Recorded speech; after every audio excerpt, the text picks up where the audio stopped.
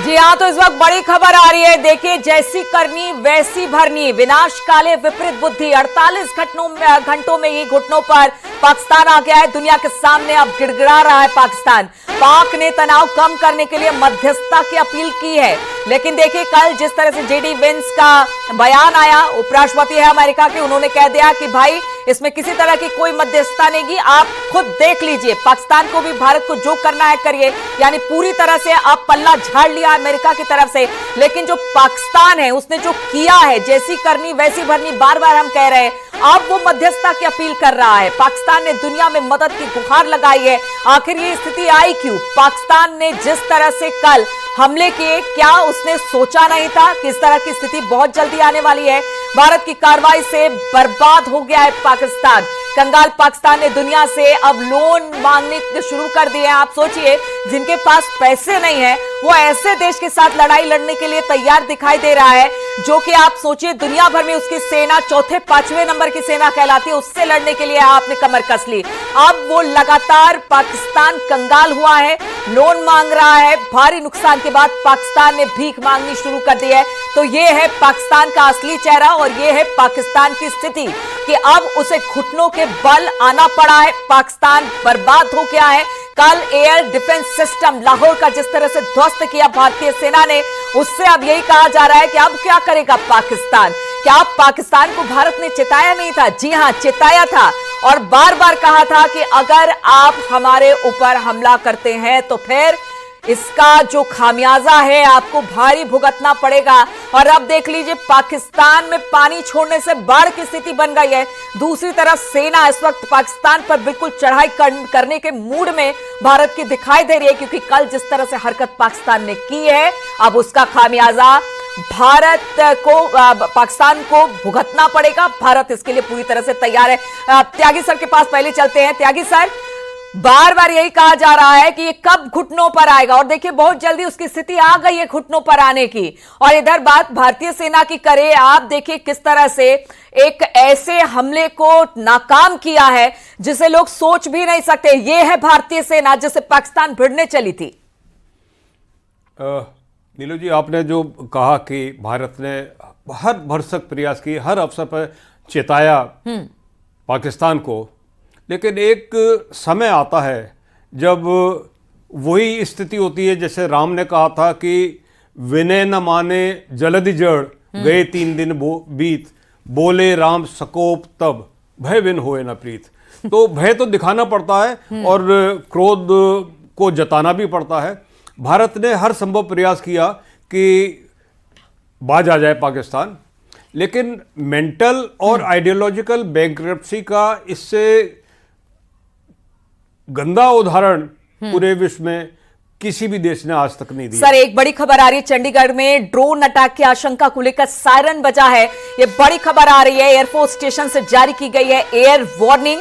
चंडीगढ़ में drone attack का siren बजा। और कल भी हमने देखा था कि जिस तरह से हमले शुरू हुए, एक के बाद एक जगह को ब्लैकआउट किया गया, सायरन बजाया गया, लोगों को वार्निंग दी गई है। और अब चंडीगढ़ से इस तरह की खबर आ रही है जहां पर ड्रोन अटैक की आशंका के साथ वहां पर अटैक की आशंका को देखते हुए सायरन एयर वार्निंग जारी किया गया। एयरफोर्स स्टेशन से एयर वार्निंग जारी किया गया है। देखिए सर, अभी भी बाज नहीं आ रहा है। अब चंडीगढ़ को उसने एक तरह से कह लीजिए कि अगर वहां पर अटैक की आशंका है, सायरन बजाया जा रहा है, तो अभी भी वो वही कर रहा है जो उसे नहीं करना चाहिए था। स्थिति वही है। रामधारी सिंह दिनकर ने श्री कृष्ण के मुख से ये कहलवाया था जब दुर्योधन से संधि के लिए गए थे कि याचना नहीं, अब रण होगा। तो रण की शुरुआत पाकिस्तान की तरफ से हो चुकी है। पाकिस्तान कहता है we are at war. India कहता है कि हमारा right to retaliate, right to self defence हम अभी भी एक्सरसाइज कर रहे हैं। We have officially been restraining ourself, self control दिखा रहे हैं। और उच्च मानदंड जो सेना के होते हैं वो पूरे विश्व को दिखा दिया भारतीय सेना ने। बिल्कुल सर, इतने संयम के साथ, ये तो बड़ी बात है ना। आप देखिए कल जिस तरह से हमले हुए उसके बाद भी इतना संयम दिखाया। एक बार जल्दी से श्रीनगर आबिद के पास चल लेते हैं। आबिद, जरा ये बताइए कि अब तो सुबह हो चुकी है। कल रात जिस तरह से वहां पर जो आसपास के जो बॉर्डर के इलाके हैं वहां पर भारी शेलिंग हुई है, लगातार मोर्टार दागे गए, गोले बारी हुई है। लेकिन लोग अब देखिए, सबसे बड़ी बात है कि उनको पता है कि भारतीय सेना इस वक्त डटकर मुकाबला पाकिस्तान का कर रही है और पाकिस्तान को पीछे की तरफ खदेड़ रही है। अब तो घुटनों पर आने की बात भी हो रही है। ऐसे में अब लोग घरों से बाहर निकल रहे हैं। बातचीत हुई है आपकी, सब ठीक है वहां पर? बिल्कुल, क्योंकि अब पाकिस्तान को जिस तरह से मुंह की खानी पड़ रही है सेना से, तो वो भिड़ नहीं पा रहे हैं, नाकाम हो रहे हैं। अब उनका सॉफ्ट टारगेट आम सिविलियंस है। सिविलियंस को पता है उनकी सेना मुस्तैद है, ताहम प्रिकॉशनरी मेजर्स पे वो अपने घर छोड़ रहे हैं, क्योंकि कई इलाकों में आम शहरियों के घरों को तबाह किया गया है। जिस तरह से अभी बात चल रही थी, पाकिस्तान को ये समझ आ चुका है कि भारत कितना आगे है, भारतीय सेना कितनी स्ट्रॉन्ग है और किस तरह की टेक्नोलॉजी, किस तरह की डिफेंस सिस्टम भारतीय सेना के पास है, और पाकिस्तान उसके बिल्कुल भी बराबर नहीं है। तो पाकिस्तान अब बिल्कुल समझ रहा है, अभी अपना चेहरा बचाने की कोशिश कर रहा है। मुख्तलिफ इलाकों में मुख्तलिफ तरीके से अब ये अटैक करने की कोशिश कर रहा है, लेकिन जहाँ जहाँ ये कोशिश कर रहा है, जहाँ जहाँ ये अपनी नापाक हरकत अंजाम देने की कोशिश कर रहा है, वहाँ पे इसे मुँह की खानी पड़ रही है। अब क्योंकि सेना के साथ, हम फिर से दोहरा रहे हैं, सेना के साथ भिड़ नहीं पा रहे हैं, क्योंकि अब ये चाहते हैं आम जो शहरी है उन पर टारगेट किया जाए, पैनिक क्रिएट किया जाए। तो देखिए, अब सेना से भिड़ नहीं पा रहे हैं, तो जो इनोसेंट वहां पर भारतीय हैं बॉर्डर इलाके में, अब उनको टारगेट साबित किया जा रहा है। लेकिन जो भारतीय आवाम है वो भी कह लीजिए कि बहुत स्ट्रांग है। उनको पता है कि किस तरह से जवाब हमारी सेना देने वाली है। और इस बीच खबर है, पाकिस्तान की ओर से हमले की आशंका के बीच कल पंजाब की कई जगहों पर ब्लैकआउट किया गया। अब उसकी धीरे धीरे करके तस्वीरें आ रही है और इसी क्रम में अमृतसर के स्वर्ण मंदिर में भी ब्लैकआउट किया गया।